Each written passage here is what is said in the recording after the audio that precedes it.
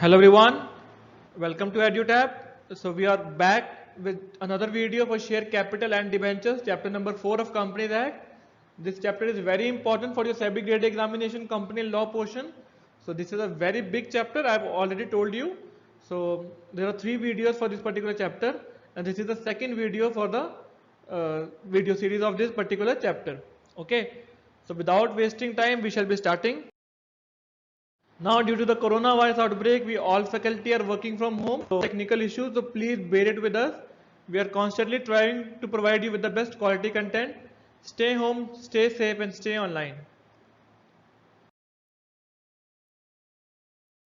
Our previous year results. So as you all know, EduTap is a leading brand which has given astonishingly best results in NABARD, RBI and SEBI examination. So in NABARD graded 2019 examinations, we gave 25 selections out of the 41 seats. NABARD grade B examination, we gave 4 selections out of the 8 seats. RBI grade B examination 2019, more than 215 of our students have been called for interviews. In 2018, the NABARD grade examination, out of the 46 seats, 26 selections were from EduTap. Out of the 84 seats in SEBI graded 2018 examination, 41 selections were from EduTap. And RBI grade B 2018 examination, out of the 127 seats, 72 selections were from EduTap. Okay. Very important thing for you guys. So if you are preparing for RBI grade B 2020 examination, there is a flash sale going on in EduTap. So if you use the coupon code RBI40, so you can easily get 40% off on the courses. Okay, but this sale is only from 27th May to 29th May. So please hurry up if you are preparing for this particular examination RBI grade B. So this is a very good opportunity. As I've already told you that EduTap is a leading brand in RBI preparation also. So you can avail this benefit. The coupon code is RBI40. Okay. We are now starting with the chapter.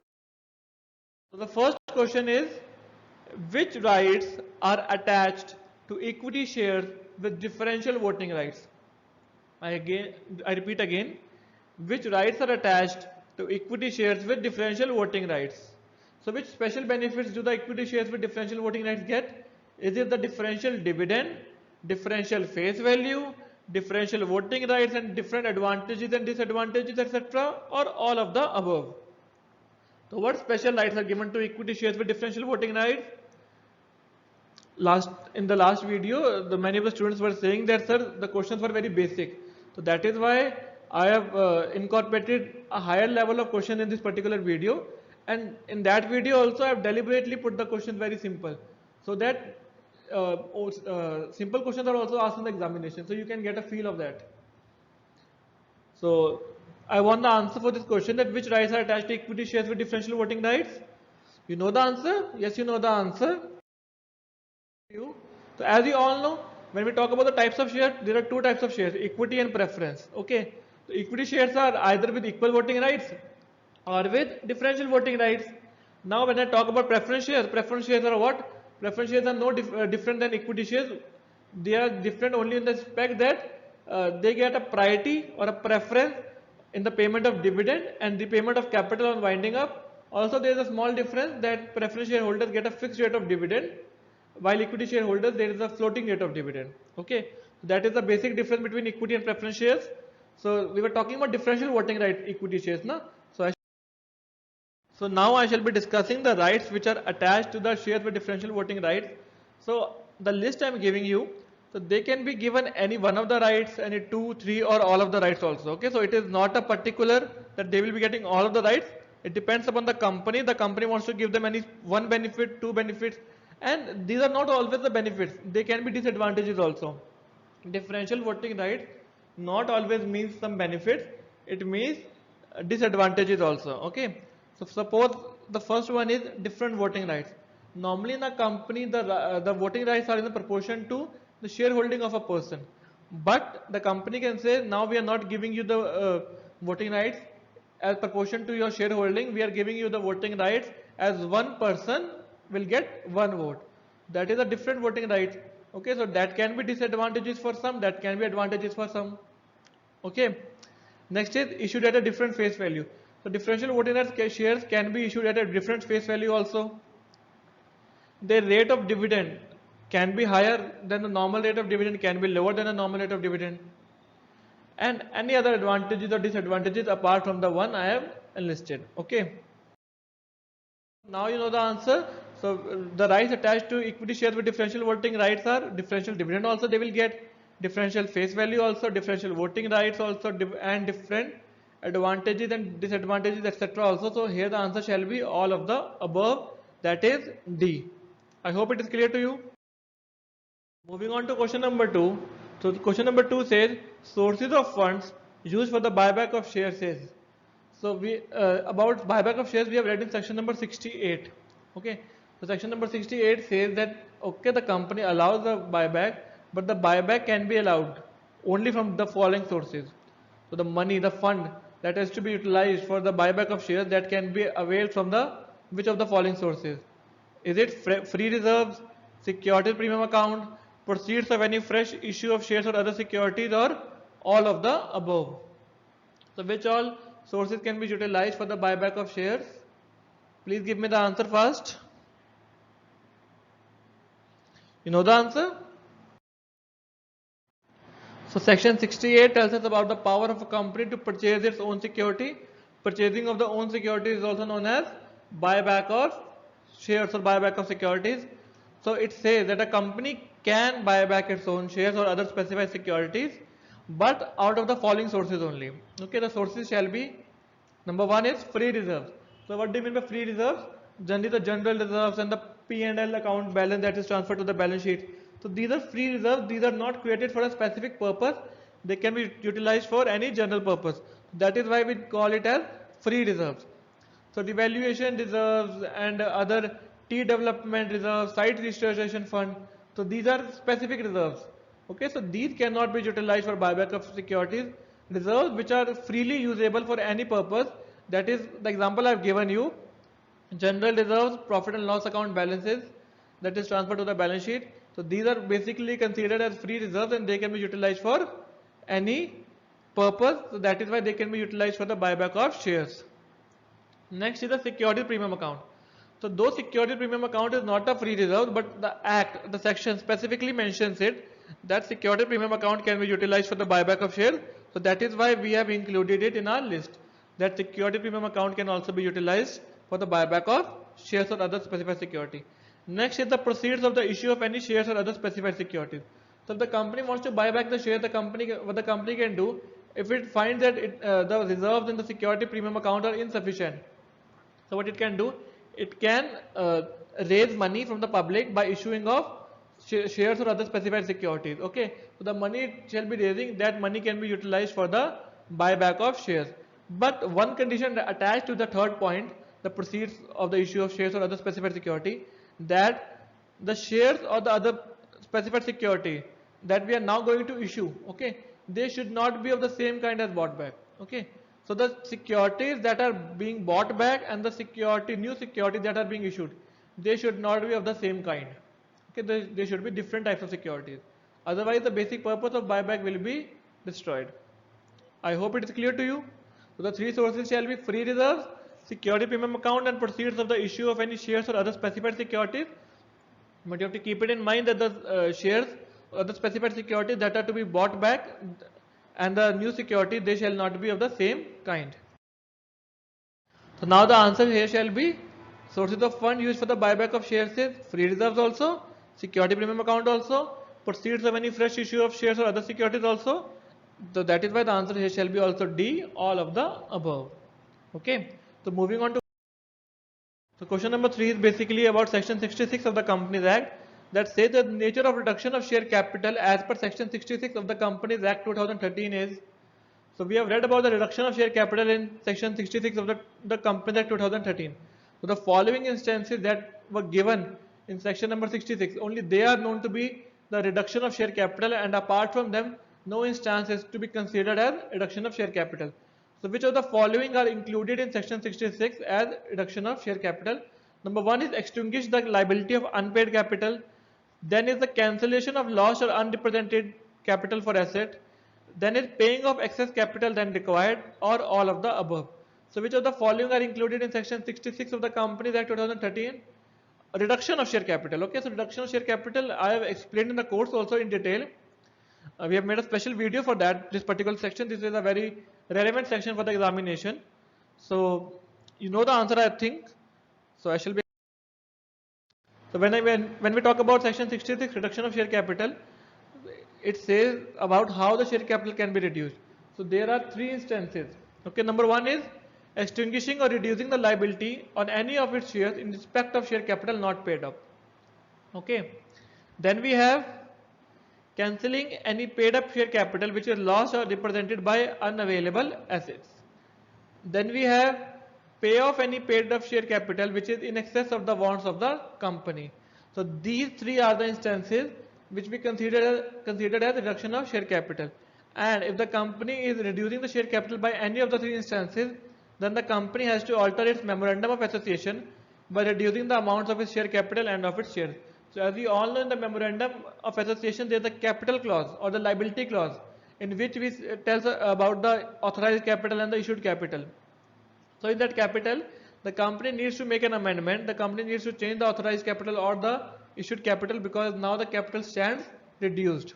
Okay. So if the company reducing the capital by any of the three means, the company needs to alter its memorandum. So now, my dear student, as I know that you were not able to understand the scenarios from just the fact that I have written them, so I shall be giving you an example for each of the three scenarios so that it becomes easier for you to understand each of them. So for the first one, that is extinguishing or reducing the liability on any of its shares in respect of share capital not paid up. Okay. So for example, there is a company known as Aman Limited. Aman Limited has issued 1000 shares of rupees 10 each, on which rupees 7 were called up and paid up by the shareholders. That is clear to you. Next, the company wanted to reduce its share capital.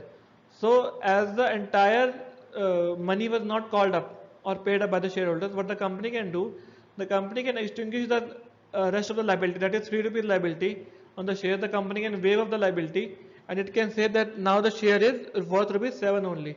So what the company has done, the company has decreased the face value of the share from rupees 10 to 7, and the company has now waived off the liability of the shareholders for rupees 3. In the second scenario, we can say that was about cancellation of any paid up share capital which is lost or represented by unavailable assets. So suppose there is a company known as Akbar Limited which has a share of face value of rupees 100 each, fully paid up, represented by rupees 75 worth of real assets and rupees 25 fictitious assets. So when we were looking on the balance sheet of the company, the equity share capital that stood at rupees 100, okay, but the asset side that stood at rupees 75 of the real assets and 25 rupees of the fictitious assets. So that is just that when we were seeing the market value of the assets, that was rupees 75, but in the book the entry was passed by rupees 100, okay, because our books are maintained as the historical concept. So what we felt that the books are not depicting the true and fair nature. So what the company did, the company reduced the assets by rupees 25 so that our asset could be represented by the real value of the assets, and simultaneously it had to pass an entry in the liability side also, so it reduced the share capital also by rupees 25. So now our assets and liability side are equal also, and they are represented by true and fair view. So in such a case, reduction of share capital may be effected by cancelling rupees 25 per share and writing off fictitious assets. So fictitious assets on the asset side have been written off, and also 25 rupees were cancelled out of the share capital. I hope it is clear to you. Now third scenario was paying off any paid up share capital which is in excess of the wants of the company. So suppose the third company is Anthony Limited. It has issued 1000 shares of rupees 10 each, on which rupees 10 was called up and paid up. Okay, so 1000 shares, rupees 10 each, on which rupees 10 was called up and paid up. See in the first example when I was talking about the Amal Limited. So in Amal Limited, the shares were rupees 100 shares were there of 10 each, but only 7 rupees was called up and paid up by the shareholders. But in the third example, the entire money was called up and paid up by the shareholders. Now the company wants to reduce its share capital, share value to rupees 8. Okay, in the above Amar Limited also the company wanted to reduce the value to rupees 7.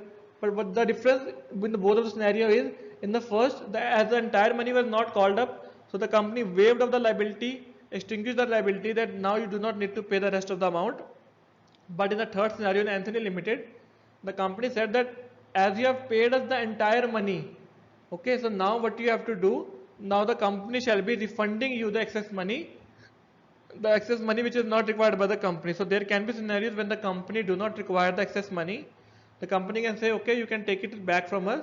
So now the company will be refunding back. In the first case, the company was reducing or waiving off the amount, and in third case, the company is refunding back the amount.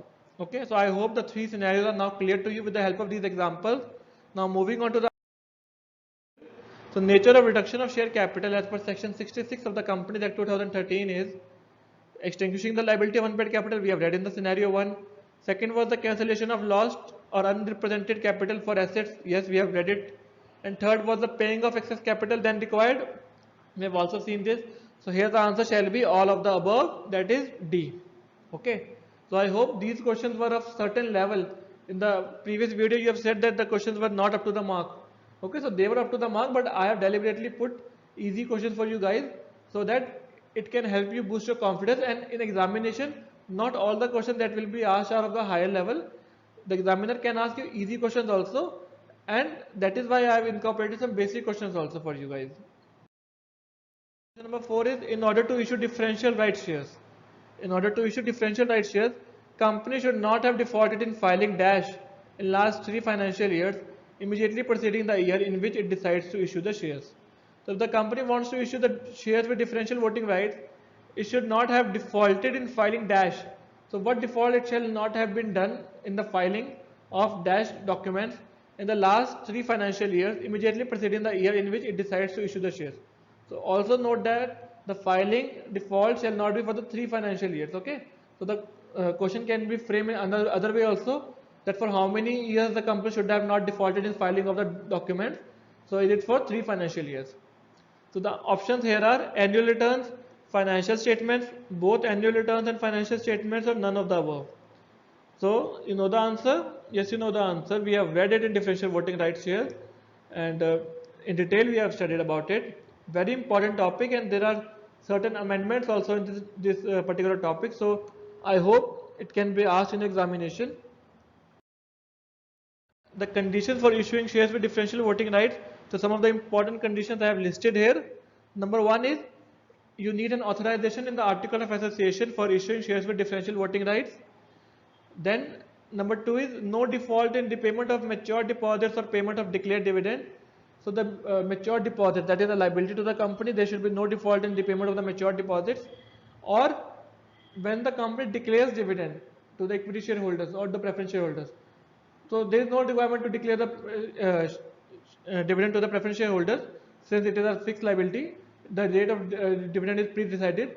But when in the case of equity shares, when the dividend has been declared, now it becomes a liability on the shareholder, on the company.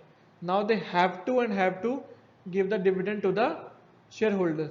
So that declared dividend is a liability, and if the company defaults in paying of the dividend, that is a contravention, and for that contravention there are repercussions. And one of the repercussions is, if there is any such pending liability, such pending default, then the company cannot issue shares with differential voting rights.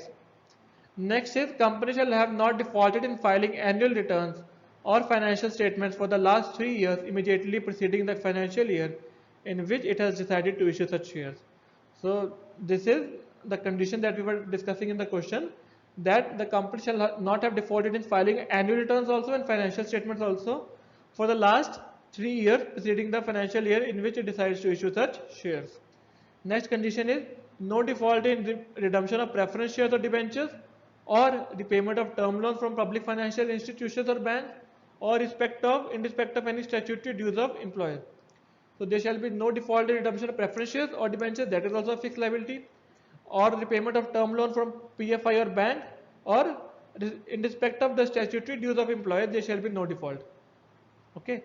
Last, the issue of shares with differential voting rights shall not exceed 74% of the total post issue paid up capital, including equity shares with differential voting rights at any point of time. Very, very, very important for you guys. There is an amendment in this particular point. Earlier it was 26%. Okay. So now it is the issue of shares with differential voting rights. So the total number of shares of that are to be issued with differential voting rights, they shall not exceed 74% of the total post issue paid up capital, including equity shares with differential voting rights. So inclusive of equity share with differential voting rights, the total differential voting rights shares shall not exceed 74% of total post issue paid up capital at any point of time. That is for not for a single point of time, single day also.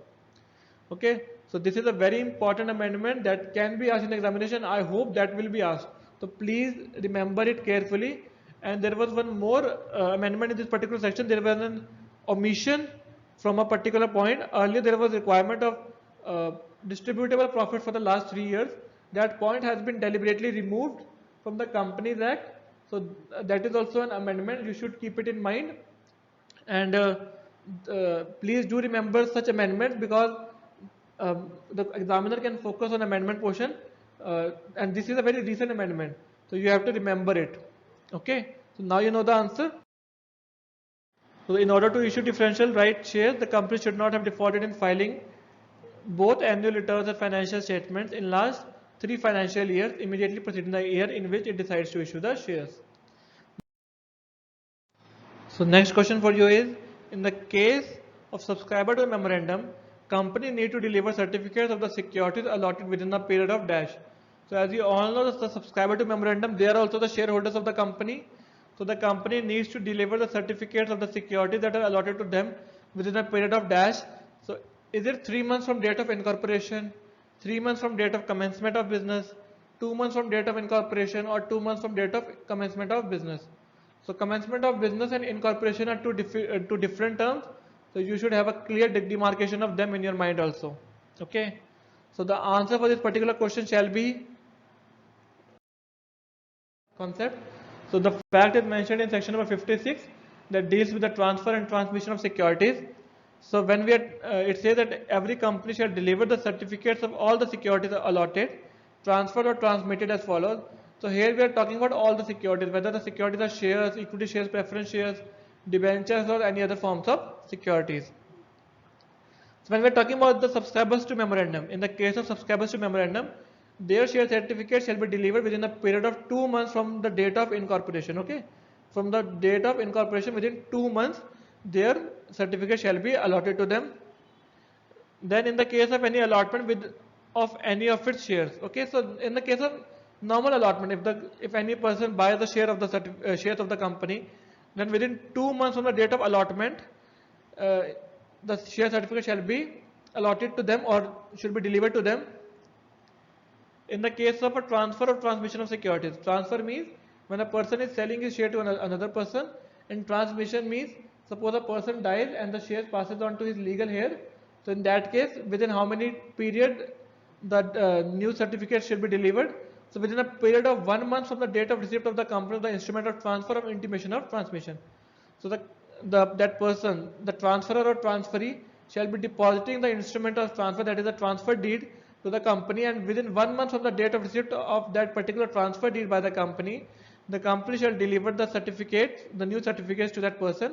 And in the case of transmission, that is if the person dies, the legal heir shall be intimating the company along with the relevant document like the death certificates and the old share certificates to the company. He shall be intimating the company, and within 1 month of the date of the receipt of the intimation by the company shall be delivering the new share certificate to that person, or the new security certificate to that person.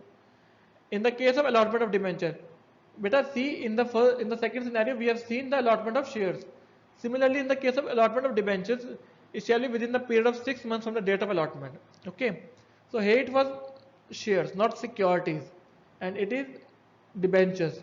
Okay, so when we are talking about allotment of debentures, it is 6 months from date of allotment. When we are talking about allotment of shares, it is 2 months from the date of allotment. Now I hope it is clear to you. Answer for this particular question shall be, here we have asked about the subscribers to memorandum, and for them the period is 2 months from the date of incorporation of the company. Okay, so in the case of subscribers to the memorandum, company need to deliver the certificates of securities allotted within a period of 2 months from the date of incorporation. Guys, when preference shares are redeemed out of profits, an amount equal to nominal value of shares shall be transferred to an account called. So when the preference shares of the company are redeemed out of the profits of the company, then an amount equal to the face value of the shares shall be transferred to a new account, and that new account is known as securities premium account, capital appreciation account, capital redemption reserve, or capital paid up reserve. So what is the name of the account in which the amount equal to the nominal value of shares is transferred in the case of redemption of the preference shares? So is it security premium account, capital appreciation account, capital redemption reserve, or capital paid up reserve? About this particular topic we have discussed in section number 55. Section number 55 deals with the issue and redemption of preference shares. So it says that we are discussing some important points regarding issue of preference shares. That is my habit when I am referring to a question. So I discuss all the important provisions regarding that particular section so that it helps you in better revision of the concept. Okay. So number one is irredeemable preference shares cannot be issued. So in India, it is not allowed to issue irredeemable preference shares. The maximum life for or a maximum period for which a preference share can be issued is for 20 years. But in the case of infrastructure companies that are engaged in an infrastructure project, the maximum period is 30 years. But from that, for that particular case in the infrastructure project, from 21st year onwards, at least 10% of the shares shall be redeemed. Okay. So the maximum period for preference shares shall be 20 years, but for infrastructure companies it shall be 30 years.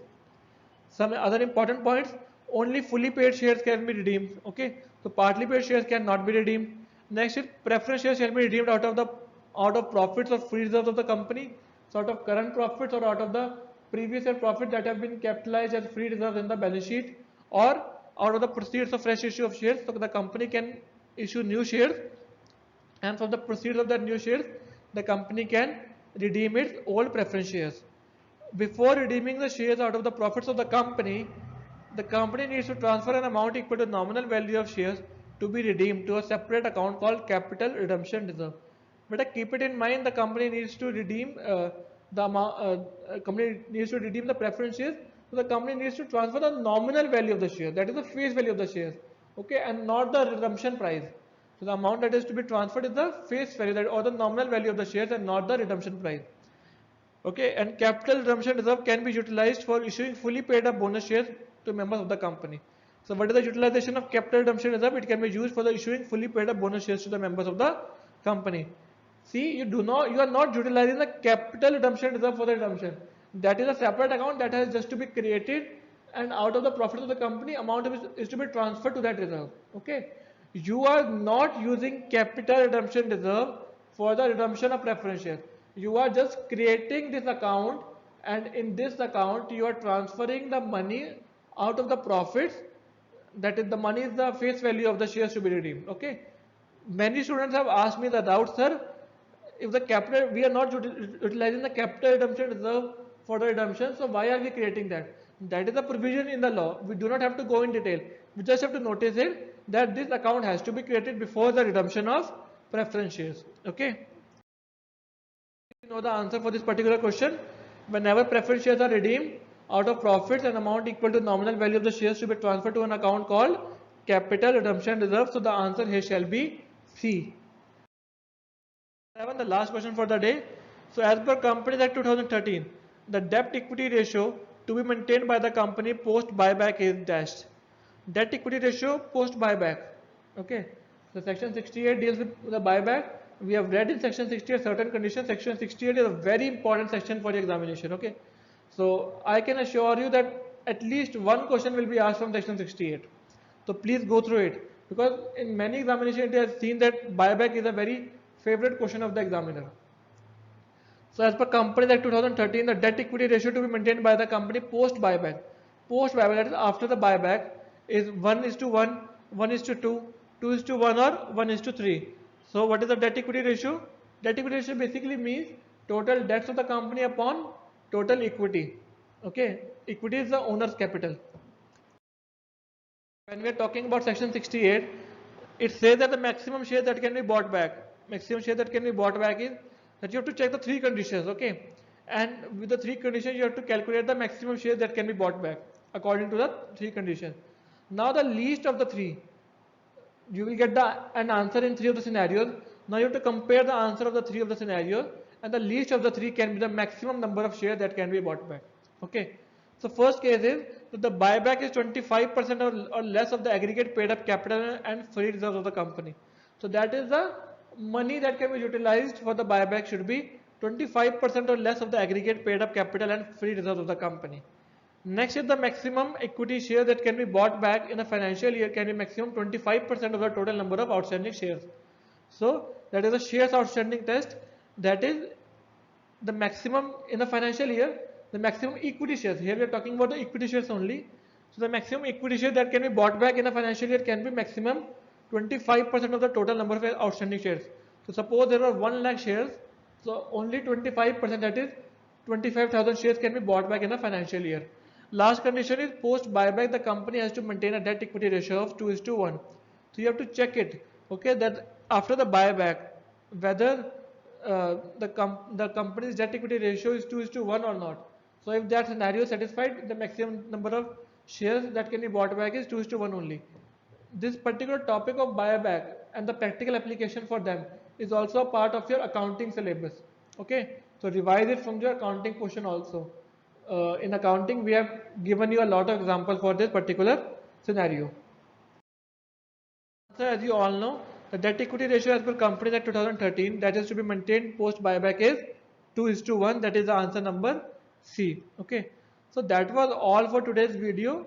I hope you like the video, and I have requested you to please share the video with your friends and like the video and give your comments on the video. But I'm very disappointed that I have not found enough comments and likes on the video. So that hampers our motivation to provide you with the best quality content. So I request you again and again, please give more likes to the video if you genuinely like that video, and comment on the video. Okay. So all the best for your preparation. Very much.